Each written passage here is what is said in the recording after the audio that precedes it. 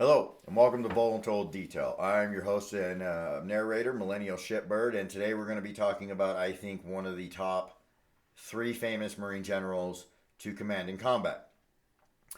And Chesty's not on there because, his last famed command was a full bird colonel with the 1st Marine Regiment, and this was the tactical withdrawal, or just a fighting in another direction, from the Frozen Chosen. And these guys, 1st Marine Regiment, kudos out to you guys, held the rear guard while you have one regiment in the middle carrying all the shit, and then the regiment up in the front pushing through. So these guys are getting nipped at the heels the whole fucking shebang.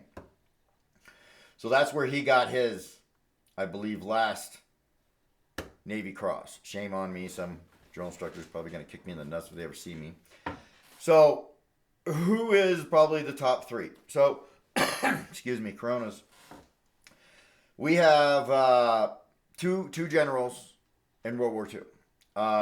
In World War One, the exploits of the Marine Corps was done by Blackjack Pershing, so we really didn't have much going on there. General Lejeune, I can't think of him being a commanding general and earning fame. So two generals I know in World War II, and you probably never heard of these motherfuckers, is General Vandergrift, who also eventually became the Commandant of the Marine Corps, but he was the commanding general on Guadalcanal. And when the 1st Marine Division was stuck with no support whatsoever, a small Cactus Air Force is what they called those guys. They had very little bit of ammunition, zero food practically, and they had to work with what they had, give a Marine a stick and a rock and he'll build you a mortar. So he got a Medal of Honor and he did the unthinkable. The other one was Howling Smith, General Howling Smith. Now, he was famed for doing several amphibious assaults back in the day. But the man who invented the amphibious assault was General Lejeune, General Krulak, and General Krulak was, I think, the grandfather of Commandant Krulak in the 90s, and his brother was Sergeant Major Krulak. So there's a lot of people who have the royalty in the Marine Corps that only Marines remember, or only Marines that love history remember. So who would be the third one? Well, obviously it's the warrior monk himself, right up there. There's his words. There's his praying poster that I have to the Mad Dog, to the Warrior Monk, to the Common Sense General. So, I'm not going to talk about anything before. I'm only going to talk about when I started to hear about this guy. So, I started hearing about this guy, I believe, when 1-1 came back from 2002 deployment to Afghanistan, when they took the airfield and so on and so forth, or 2001. And we heard stories of this man going around. I think he was a colonel or general. I think he was a brigadier general, 1-star.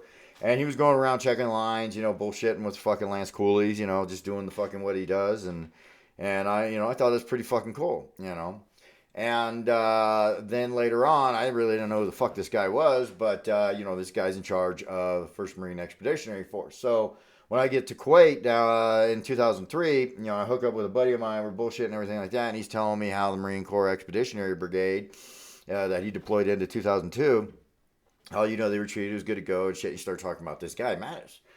And I'm like, okay. And then right before the line of departure, about a week or so before, everybody's getting the moto speech and shit like that, and they bring up these 2 Amtraks, and they got this platform and all that shit, and fucking 1st Marine Expeditionary Force commanders up there, Major General Mattis, and he's telling us what we're going to do. And he's talking about there's this little fucking hill right there south of Iraq, and just north of the border, and this is observation post, and they can see us from here, and we're in rocket range, and we're just out of artillery range, but we're in artillery range, depending on where you look at it. And he's like, we're going to fucking bomb that shit. We're going to knock a couple fucking, 12, 13 feet off that bitch. And, right around this time, some fucking F-18s fucking flew over. They had some fucking captain on the radio, blah, blah, blah. But then a guy, Harris, from Charlie Company gets up there, fucking actually asks the fucking general a question. And you see, the M240 Golf was indoctrinated in 1996. So at this time, we have 7 years of shooting these barrels. That's almost 8 2-year cycle. I'm sorry, 4 2-year cycles on machine gunners. And a 240, you're shooting over 50, 50 to 100,000 rounds during peacetime and training on these guns. Barrels will fucking piss. It's like, hey, sir, barrels are pissed.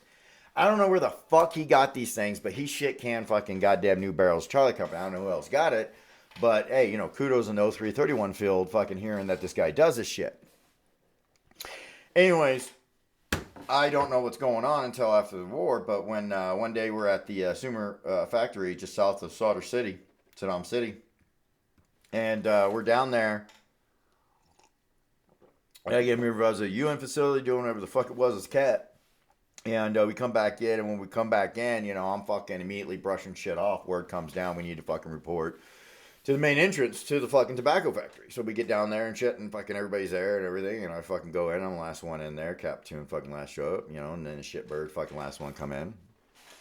And, but I'm a gunner. You gotta fucking do my shit. Fucking never leave a goddamn gun turret without fucking checking that shit. You don't leave a fucking gun unchecked up in a goddamn gun turret, never knowing what's there. So, I do that, and I'm the last one in, and obviously look like a shit bag, bag of shit, and, real dirty and fucking heinous, and I come in, I don't even know how long it's been since we've had showers. Definitely haven't washed my clothes in fucking a month.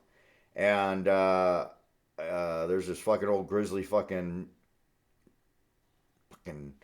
gray ass fucking oak barrel, fucking salt and pepper head. He didn't have pepper, he just had salt on his head, horseshoe, fucking wearing hearing aids, and fucking, right! Let me see your rifle. And I was taking it back, and nobody's fucking asked for a goddamn rifle. Drop mag, fucking give it to them, checks it. Marine, you're fucking filthy, but your rifle's immaculate, and chucks it back to me. And I'm like, okay, what the fuck? And then fucking Mattis gets up there, and he does this fucking shebang. And I can't remember if it was then or later, but I heard that Jessica Lynch's unit, like not just her, like a lot of the Army's rifles were jamming and shit, because everybody knows M16 fucking, you gotta take care of that bitch 6 to 8 times a day on average, and it's like shooting blanks, for Christ's sakes. So that was pretty much that. That was my extent of him. And I really didn't know about him or hear pretty much about him until like 2009, 2010, when everybody started getting these stickers, Mad Dog for President and shit like that. And I was pretty proud that, what I heard, everything about him was true. It's not made up. And now you have people out there, and this is close, I'm going to get being political with this shit, out there saying he's not a Marine. Because he's a civilian now, and he's fucking not agreeing with his former boss, the commander-in-chief. And I don't know who the fuck you're talking about. I almost all the generals, fucking MacArthur was all over fucking Truman's ass. I want to drop nukes, this and that. And Truman's like, fuck you, got him the fuck out here and shit. And he was thinking about running for president. I think he did run for fucking president, lost. And then Ike gets in there, and he keeps his mouth shut, and he takes the fucking spot. It's just... You can't talk about politics when you're a civilian? Shut the fuck up. So, to say he's not a Marine is bullshit. The only person I know that got his Marine card fucking revoked, fucking former Marine, ex-Marine, was Sergeant Wolf, 13th Muse, Marine Corps Expeditionary Special Operations Capable, taken off in December of 01 and coming back summer of 02. And this guy had himself a recon cheerleader, because he was recon, and did his thing over there in Phuket, Thailand, and bit her nose off, beat her, trying to drown her in the surf, and some old 60-year-old Australian citizen comes over to try to stop it, and he fucks him up, and then takes off, and they catch him. And then anyways, a little bit later, when they look at the motherfucker, he looks like he lost, 100 pounds, but he only lost about 60 pounds of body mass, or muscle mass, because he's roiding. And that guy, living to Leavenworth, hard labor. That motherfucker is no longer a Marine. That is how you stop becoming a fucking Marine. Not because he has a different political view on who the fuck you want to suck your dick on some political motherfucker. That's bullshit. That's bullshit, devil. You don't piss on your brothers like that. That's all I know about him personally. So all you guys out there, thinking he's not a Marine anymore, I really love you. I'd really like to meet you. Why don't you come on, say hi to me, fucking morons. But I'm not going to take away your right not calling you a Marine. You earn that shit. So how dare you fucking take it away? I'm not going to fucking take yours away. I'm not a hypocrite.